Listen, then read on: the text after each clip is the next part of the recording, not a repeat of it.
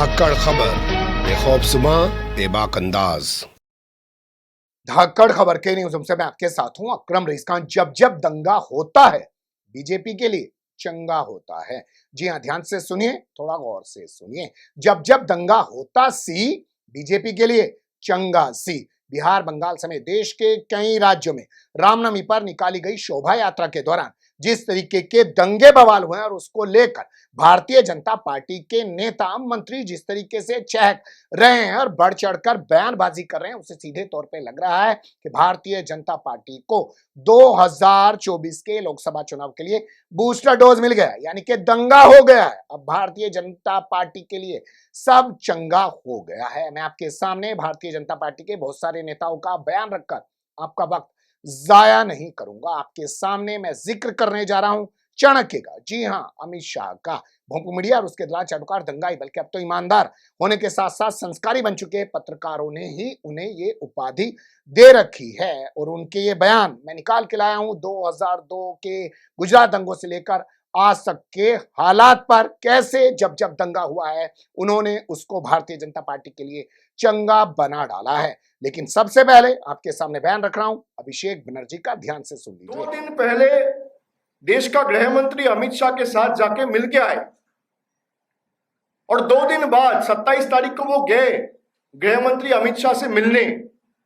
आधा घंटा का बैठक हुआ और वहां से निकल के अगला दिन कलकत्ता आए और उसका अगला दिन कलकत्ता में एक जगह है श्याम बाजार, वहां पे बैठक करके मीटिंग करके वो पब्लिकली मीडिया के सामने बोल रहा है कल टीवी में नजर रखना। और कल क्या होता है? कल दंगे शुरू हो जाता है। तो मैं सबको कहना चाहता हूं, आप क्रोनोलॉजी समझ लीजिए कि पहले ये जाते हैं, अमित शाह से मिलते हैं, फिर बंगाल में वापस आता है, बीजेपी का स्टेज में जाके मीटिंग करता है और बोलता है टीवी में नजर रखना, और अगला दिन दंगे होता है। तो कौन जिम्मेदार है इसके लिए?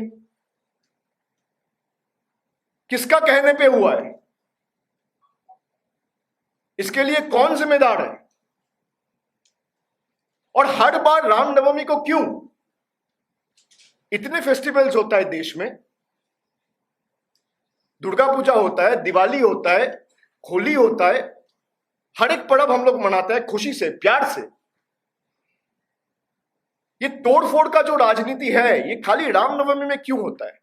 सुन लिया आपने अभिषेक बनर्जी को। अभिषेक बनर्जी ने पूरी क्रोनोलॉजी समझा दी। कहा भारतीय जनता पार्टी के कुछ नेता दिल्ली गए, अमित शाह से मिलकर आए और फिर बाद में लोगों से कहा कि कल टीवी देखना, और फिर उसके बाद अगले ही दिन उन्होंने बवाल कर डाला। सीधे तौर पर वो आरोप लगा रहे हैं कि दंगे के पीछे अमित शाह की क्रोनोलॉजी काम कर रही है। लेकिन फिर भी किसी भाजपा का खून नहीं खोल रहा है, कोई अभिषेक बनर्जी पर मुकदमा नहीं ठोक रहा है, बल्कि इस बयान को गायब कर दिया जा रहा है। हालांकि 1 घंटे की प्रेस कॉन्फ्रेंस के दौरान ये छोटा सा ही हिस्सा है जो अभिषेक बनर्जी ने हिंदी में बोला है, वरना का पूरी की पूरी प्रेस कॉन्फ्रेंस बंगाली में है। खैर छोड़िए, अब आपके सामने मैं बयान रखने जा रहा हूं कांग्रेस के राष्ट्रीय अध्यक्ष मल्लिकार्जुन खड़गे का। वो भी बता रहे हैं कि जब जब ये लोग फंसते हैं तब तब ये दंगे कर रहे हैं। तो सीधे तौर पे कह रहे हैं कि जहां जहां इनकी सरकारें कमजोर हैं, जाने का इनको डर है, वहां पे ये दंगे करा रहे हैं, और जहां जहां पे इनकी सरकारें नहीं है वहां पे ये दंगे करा रहे हैं और 2024 के लिए माहौल बनाने की कोशिश कर रहे हैं। यानी कुल मिलाकर तमाम विपक्ष ये बताने की कोशिश कर रहा है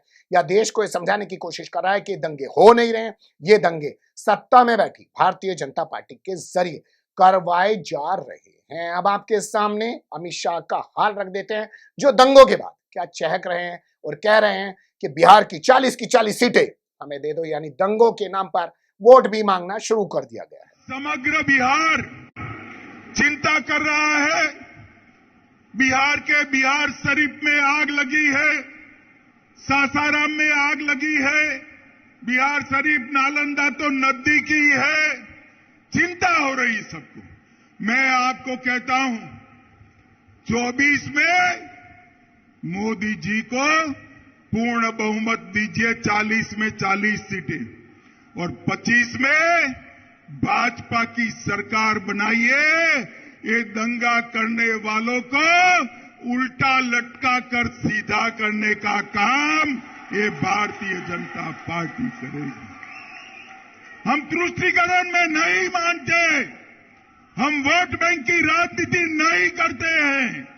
हमारे शासन में दंगे नहीं होते हैं। सुन लिया आपने, ये पहली बार नहीं किया। अमित शाह का जब इतिहास आप उठा के देखेंगे तो हमेशा दंगों के नाम पर इसी तरीके से चंगा माहौल बना देते हैं भारतीय जनता पार्टी के लिए। अभी हाल फिलहाल में आप जानते हैं पिछले साल के आखिर में गुजरात में चुनाव हुए तो उन्होंने 2002 के गुजरात दंगों के नाम पर अब 21 साल बाद वोट मांग लिया, वो भी दे दिया। खेड़ा जिले के महुदा में एक रैली को संबोधित करते हुए अमित शाह ने कहा कि गुजरात में पहले असामाजिक तत्व हिंसा में लिप्त थे और कांग्रेस उनका समर्थन करती थी, लेकिन 2002 में दंगाइयों को सबक सिखाने के बाद हिंसक गतिविधियां बंद हो गईं और बीजेपी ने राज्य में स्थायी शांति कायम की। गृह मंत्री ने कहा कि गुजरात में कांग्रेस के राज्य में अक्सर सांप्रदायिक दंगे हुआ करते थे।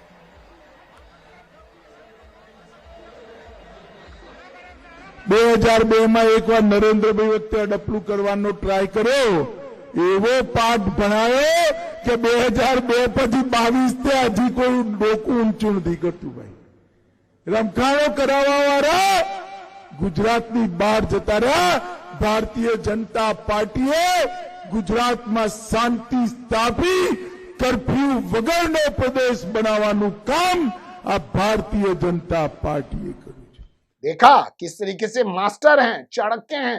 चाणक्य जानते हैं कैसे दंगों को चंगा बनाया जाता है भारतीय जनता पार्टी के लिए। यही काम इन्होंने मुजफ्फरनगर दंगों के दौरान किया था 2013 में, जब जाके इन्होंने लोगों से कहा था अपमान का बदला लेने का वक्त आ गया है, सबक सिखाने का वक्त आ गया है। सुन लीजिए अमित शाह। उत्तर प्रदेश में और विशेष करके पश्चिमी उत्तर प्रदेश में ये चुनाव सम्मान का चुनाव है, अपमान के बदले का चुनाव है और जिन्होंने अन्याय किया है उसको सबक सिखाने का चुनाव। सुनिए आपने अमित शाह को।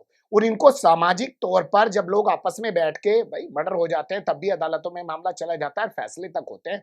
और हम लोग जिस समाज में जीते हैं, बड़े बड़े विवाद हो जाने के बाद भी लोग फैसले करने के लिए तैयार हो जाते हैं और आपस में तमाम चीजों को भूल जाते हैं। आपने देखा होगा आजादी के दौर में कितना बड़ा कत्लेआम हुआ, लेकिन फिर भी तमाम लोग साथ रहते रहे।